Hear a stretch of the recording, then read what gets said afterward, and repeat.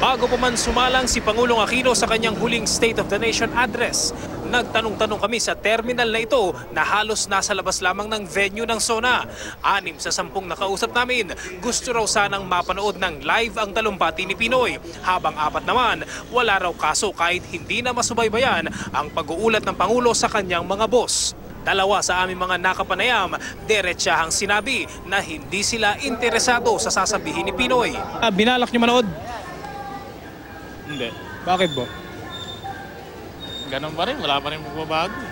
Kasi po, hindi talaga ako naniniwala sa mga pangako ni Pinoy. Ang lalaking ito, nagdala pa ng maliit na radyo para mamonitor ang SONA. Iba't ibang issue sa loob ng 6 na taong pamumuno ni Aquino ang tila tumatak sa isip ng mga nakausap namin. May nagsabing approve, meron din namang nakulangan. Mga drugs, gano'n. Marami na kasi nagkalat. Hindi ba nasolusyonan yun sa ilalim niya? Hindi pa po. Nakikita ko naman po yung mga nagagawa niya, naramdaman ko po bilang isang mamamayang Pilipino. At lalo na po yung sa ating AFP modernization.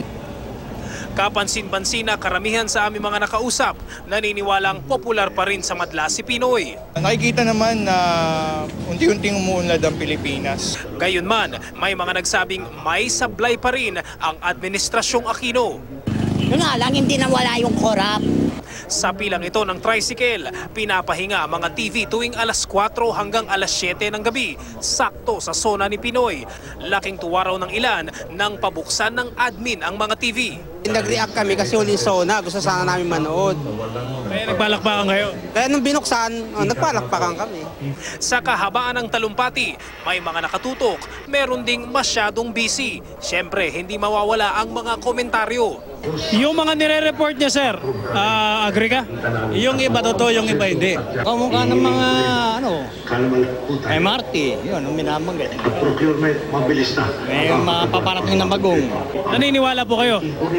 Naniniwala naman ako. Nadadating po? Oo, sa edukasyon siguro. Edukasyon po? Agree kayo sa sinabi niya? Magdadalawang oras na ang SONA ni Pinoy nang may magsalita sa loudspeaker ng terminal. Wala kasalanan ng Gloria si Tariki ko dyan. Justisya na ang mga oras na yan. Wala pa siyang kasalanan. Peging bigas, peging gatas, peging tarjetas.